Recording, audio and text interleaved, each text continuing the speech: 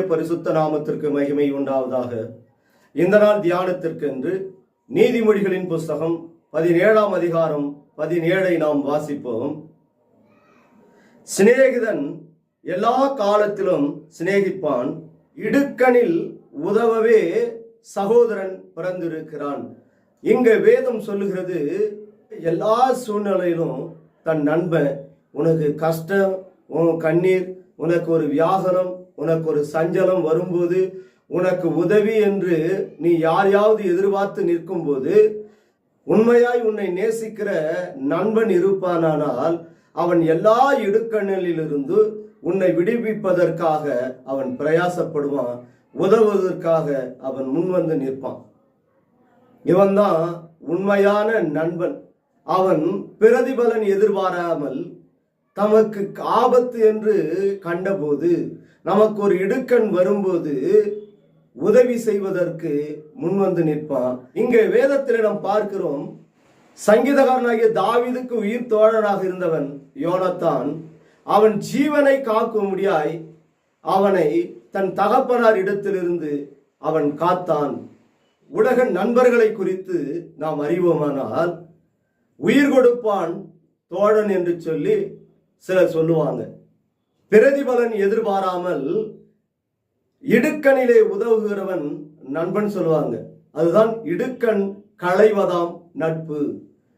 நமக்கு கஷ்ட நேரங்களிலே, கண்ணீரின் நாட்களிலே உதவுகிறவன் நண்பன். அதே போல நமக்கு வருகிற அநேக கஷ்டங்களை யாரிடத்திலும் நாம் சொல்ல முடியாது.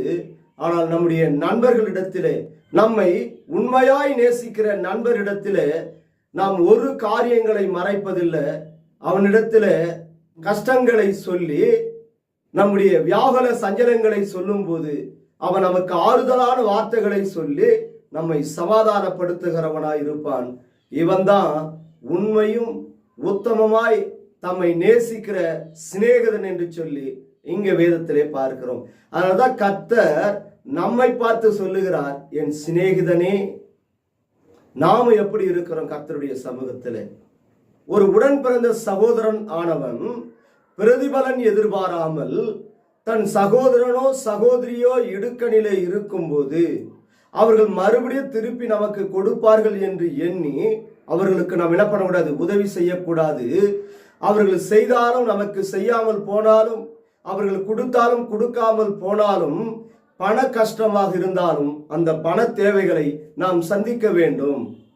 இல்ல வேற ஏதாவது ஒரு காரியத்தில் அவர்களுக்கு உதவி செய்ய வேண்டும் என்று சொல்லி நமக்கு சந்தர்ப்ப சூழ்நிலை இருக்குமானால் அந்த சந்தர்ப்ப சூழ்நிலைகளை நாம் பயன்படுத்திக் கொண்டு அவருடைய தேவைகள் இன்னது என்பதை அறிந்து நாம் உதவி செய்ய வேண்டும் என்று சொல்லி இங்க வேதம் நமக்கு தெளிவாய் போதிக்கிறது. தன் சகோதரன் இடுக்கணிலே இருக்கும்போது, இல்ல ஒரு சகோதரி இடுக்கத்திலே இருக்கும்போது அவர்களுக்கு நாம் உதவி செய்யாமல் நாம் செவிகளை அடைத்துக் கொள்வோமானால் இது தேவனுடைய பார்வையிலே பாவமாக காணப்படுகிறது. சிநேகிதன் எல்லா காலங்களிலும் சிநேகிக்கிறான். இடுக்கணில் உதவுவதற்கு சகோதரன் பிறந்திருக்கிறான் என்று சொல்லி நாம் வேதத்திலே பார்க்கிறோம். நம்முடைய சகோதரன் சகோதரி இடுக்கணிலே இருக்கும்போது உதவி செய்வதற்கு பிரதிபலன் எதிர்பாராமல் நாம் உதவி செய்ய வேண்டும். இதற்காக தான் என் தேவனாகிய கர்த்தர் உடன் பிறந்த சகோதரனை வைத்திருக்கிறார் என்று சொல்லி நாம் வேதத்திலே நாம் பார்க்கிறோம். இந்த தேவ திருவசனங்களுக்கு நாம் கீழ்ப்படிந்து நடப்போம். இந்த தேவ திருவசனம் நம் வாழ்க்கையில் ஒரு மாற்றத்தை கொண்டு வரும். என் தேவனாகிய கர்த்தர் நம்மை நிச்சயமாகவே ஆசீர்வதித்தே நம்மை ஆசீர்வதிப்பார். இந்த தேவ திருவசனங்களை நாம் தியானித்து இந்த வார்த்தையை கைகொண்டு நாம் நடப்போம். நாம் தலைகளை தாழ்த்தி தேவ சமூகத்திலே ஜெபம் செய்வோமா? சோத்திரிக்கு நன்றியோடு துதிக்கிற ஆண்டவரே, இந்த நாள் இந்த வார்த்தையை தியானிக்க கர்த்தர் கிருபை தந்தீர். இந்த வார்த்தையை கர்த்தாவை தியானிக்கிற ஒவ்வொரு பிள்ளைகளையும் பலப்படுத்தும், ஆசீர்வதியும். கிருபையினாலும் சத்தியத்தினாலும் பூரண சமாதானத்தினாலும் வழி நடத்தும். இயேசுவின் நாமத்தில் ஜெபிக்கிறோம், ஜீவனும் பலனும் உள்ள எங்கள் நல்ல தகப்பனே, ஆமென்.